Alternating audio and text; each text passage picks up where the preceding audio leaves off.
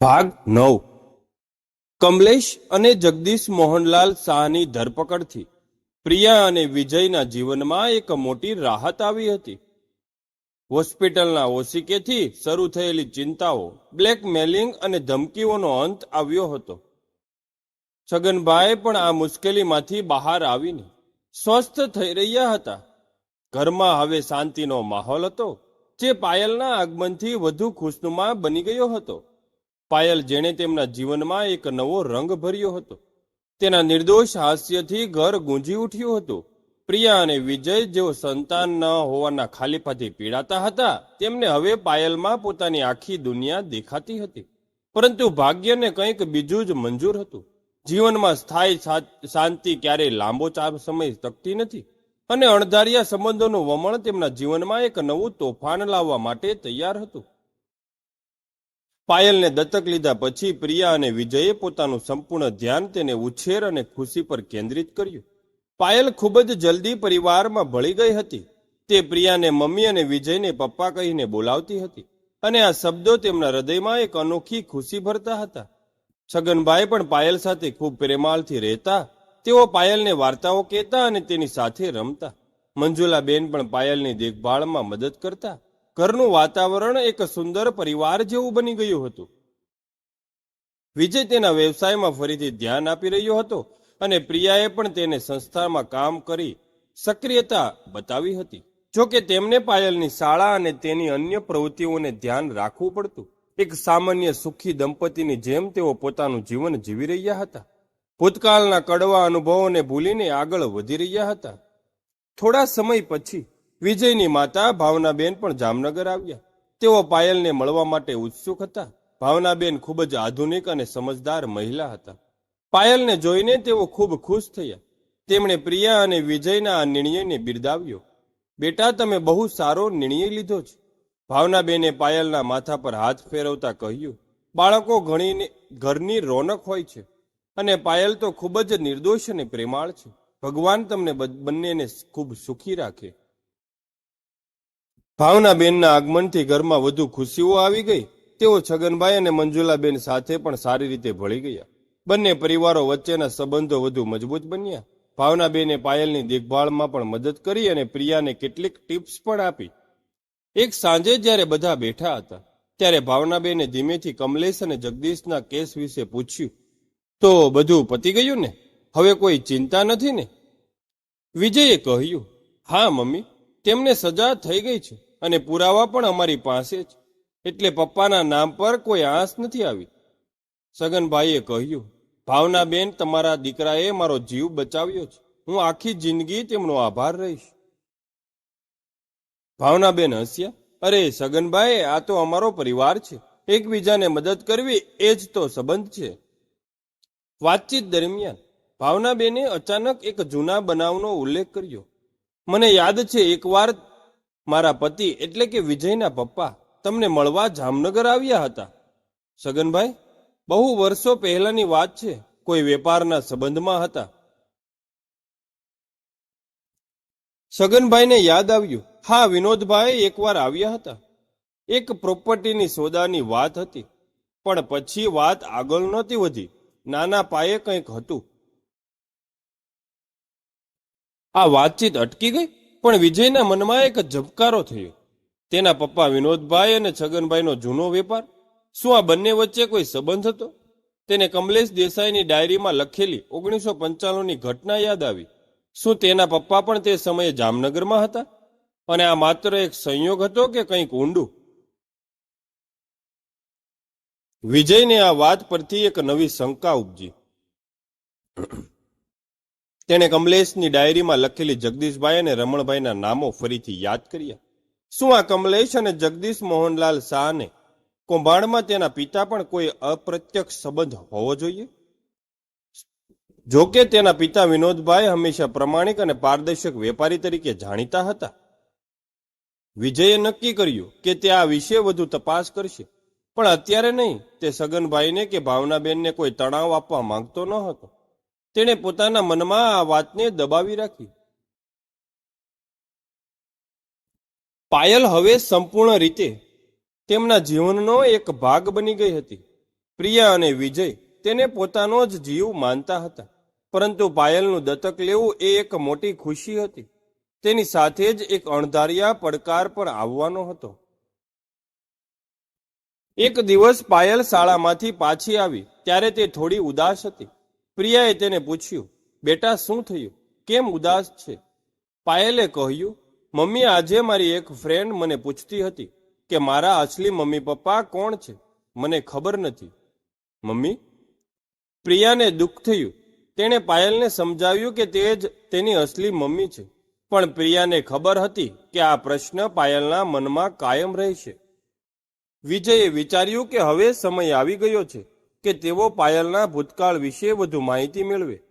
એનજીઓમાંથી તેમને પાયલ વિશે મૂળભૂત માહિતી મળી હતી કે તેના માતા પિતાનું અવસાન એક અકસ્માતમાં થયું હતું, પરંતુ એનજીઓ પાસે તેના માતા પિતાની ઓળખ વિશે વધુ વિગતવાર માહિતી ન હતી. માત્ર તેમના નામ હતા અંજલિ અને રવિ. વિજયે પ્રિયા સાથે ચર્ચા કરી અને નક્કી કર્યું કે તેઓ પાયલના માતા પિતા વિશે વધુ તપાસ કરશે. કદાચ આનાથી પાયલને તેનો ભૂતકાળ વિશે જાણવામાં મદદ મળી શકે અને ભવિષ્યમાં તેને કોઈ મુશ્કેલીનો સામનો ન કરવો પડે. વિજયે ફરીથી પોતાની ગુપ્ત તપાસ શરૂ કરી. તેણે ગુજરાતમાં અકસ્માત અવસાન પામેલા અંજલિ અને રવિ નામના દંપતી વિશે માહિતી એકત્રિત કરવાનું શરૂ કર્યું. આ એક લાંબી અને મુશ્કેલ પ્રક્રિયા હતી, કારણ કે આવા ઘણા કિસ્સાઓ હોઈ શકે છે. કેટલાક દિવસોની શોધખોળ પછી તેને પોલીસ રેકોર્ડ્સમાંથી એક કડી મળી. એક અકસ્માતનો કેસ હતો જે જામનગર નજીક જ થયો હતો, જેમાં એક દંપતી અંજલિ અને રવિનું અવસાન થયું હતું અને તેમની એક નાની દીકરી બચી ગઈ હતી. આ દીકરીને પછીથી એનજીઓમાં સોંપવામાં આવી હતી. આ માહિતી પાયલના કિસ્સા સાથે મેળ ખાતી હતી. વિજયે તે અકસ્માત કેસની વિગતવાર તપાસ કરવાનું શરૂ કર્યું. અકસ્માત એક હાઈવે પર થયો હતો અને કારનો નંબર પણ નોંધાયેલો હતો. વિજયે કારના માલિકની માહિતી મેળવી. કાર રવિના નામે એક વ્યક્તિના નામે નોંધાયેલી હતી, જે જામનગરનો રહેવાસી હતો. વિજયે રવિના ઘરનું સરનામું શોધી કાઢ્યું. તે એક જૂના સાધારણ મકાનમાં રહેતો હતો. વિજયે તે ઘરે પહોંચ્યો. ઘર બંધ હતું અને તેના પર ધૂળ જામી ગઈ હતી. પડોશીઓ પાસેથી પૂછપરછ કરતા તેને જાણવા મળ્યું કે રવિ અને અંજલિ ઘણા વર્ષો પહેલા એક અકસ્માતમાં મૃત્યુ પામ્યા હતા અને તેમની નાની દીકરીને અનાથાશ્રમમાં મોકલી દેવામાં આવી હતી. પડોશીઓએ વધુમાં જણાવ્યું કે રવિ અને અંજલિ ખૂબ જ સારા અને મહેનતુ લોકો હતા, પણ તેમની આર્થિક સ્થિતિ સારી ન હતી. રવિ એક નાનો દુકાનદાર હતો. આ માહિતી મળતા વિજયની એક મોટી રાહત થઈ. તેને લાગતું હતું કે પાયલના ભૂતકાળ વિશે વધુ રહસ્યમય કંઈ નથી. પણ પછી એક પડોશીએ એક અણધારી વાત કહી. રવિ અને અંજલિને કોઈ મોટા વારસામાંથી પૈસા મળવાના હતા. કંઈક જમીનનો મામલો હતો, પણ તે ક્યારેક તેમને મળ્યા નહીં અને તેમના મૃત્યુ પછી તો કોઈએ વાત પણ ન કરી. આ વાત વિજયને ચોંકવી ગઈ. જમીનનો મામલો? વારસો? શું આનો કોઈ સંબંધ સગનભાઈના ભૂતકાળના જમીન કૌભાંડ સાથે હતો? તેને કમલેશની ડાયરી યાદ આવી, જેમાં જગદીશ મોહનલાલ શાહ અને રમણભાઈનો પણ ઉલ્લેખ હતો. શું રવિ અને અંજલિનો કોઈ સંબંધ આ લોકો સાથે હતો? વિજયે તરત જ સગનભાઈની જૂની ડાયરી ફરીથી તપાસી. તેમાં લખેલા નામ રમણભાઈ પર તેની નજર સ્થિર થઈ. શું આ રમણભાઈનો કોઈ સંબંધ રવિ અને અંજલિ સાથે હતો? ડાયરીમાં રમણભાઈ વિશે વધુ માહિતી ન હતી, માત્ર એટલું જ કે તેઓ કમલેશ દેસાઈના કૌભાંડમાં ભોગ બન્યા હતા અને પછી તેમનું અવસાન થયું હતું. વિજયે નક્કી કર્યું કે તે રમણભાઈ વિશે વધુ તપાસ કરશે. તેને આશા હતી કે કદાચ ત્યાંથી કોઈ કડી મળી શકે. તેણે જૂના સરકારી રેકોર્ડ્સ અને જમીન મિલકતના દસ્તાવેજો તપાસવાનું શરૂ કર્યું. લાંબી શોધખોળ પછી તેને એક ચોંકાવનારી માહિતી મળી. રમણભાઈનું પૂરું નામ રમણભાઈ દેવીદાસ શાહ હતું અને તેમના મૃત્યુ પછી તેમની એક નાની દીકરી હતી, જેનું નામ અંજલિ હતું. અંજલિ રમણભાઈની દીકરી અને રવિ તેનો પતિ. આ ખુલાસો વિજય માટે આઘાતજનક હતો. પાયલના માતા પિતા અંજલિ અને રવિ એ રમણભાઈના કુટુંબમાંથી હતા, જેઓ સગનભાઈના ભૂતકાળના જમીન કૌભાંડના ભોગ બન્યા હતા. આનો અર્થ એ હતો કે પાયલનો સંબંધ તેના દત્તક લીધેલા પરિવાર સાથે, એટલે કે સગનભાઈ સાથે કોઈ અણધાર્યા ભૂતકાળની કડીઓથી જોડાયેલો હતો. વિજયે તરત જ આ વાત પ્રિયાને જણાવી. પ્રિયા પણ આ વાત સાંભળીને સ્તબ્ધ થઈ ગઈ. આનો અર્થ એ કે પાયલ એ રમણભાઈની પૌત્રી છે, જે પપ્પાના ભૂતકાળના વેપારના ભાગીદાર હતા. વિજયે માથું હલાવ્યું. હા પ્રિયા, આ તો બહુ મોટો સંયોગ છે.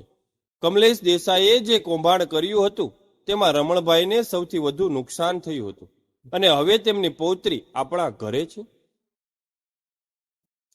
પ્રિયાને એક ક્ષણ માટે ડર લાગ્યો. શું આ કોઈ વિધિનો ખેલ હતો? શું પાયલ તેમના જીવનમાં આવવું એ કોઈ ભૂતકાળના કર્મોનું ફળ હતું? વિજય અને પ્રિયાએ નક્કી કર્યું કે તેઓ સગનભાઈને આ સત્ય જણાવશે. સગનભાઈને આ વાતનો આઘાત લાગ્યો. રમણભાઈની દીકરી અંજલિ અને પાયલ તેમની પૌત્રી. સગનભાઈની આંખોમાં આંસુ આવી ગયા. રમણભાઈને મેં ઘણું સમજાવ્યું હતું કે કમલેશ પર વિશ્વાસ ન કરે, પણ તે માન્યા નહીં, અને એ કૌભાંડમાં તેમનું બધું જતું રહ્યું. તેમના મૃત્યુ પછી તેમની દીકરી ક્યાં હતી તેની મને કોઈ ખબર ન હતી, અને હવે તેમની પૌત્રી આપણા ઘરે છે. આ તો ભગવાનનો સંકેત છે. સગનભાઈને લાગતું હતું કે આ એક પ્રકારે પાપનું પ્રાયશ્ચિત હતું. તેમને રમણભાઈ પ્રત્યે અપાર દુઃખ અને સહાનુભૂતિ હતી. તેમણે પાયલને વધુ પ્રેમ આપવાનું નક્કી કર્યું. આનો અર્થ એ કે કમલેશે જે જમીન કૌભાંડ કર્યું હતું તે જમીન રમણભાઈની હતી. પ્રિયાએ પૂછ્યું. વિજયે કહ્યું, હા કદાચ.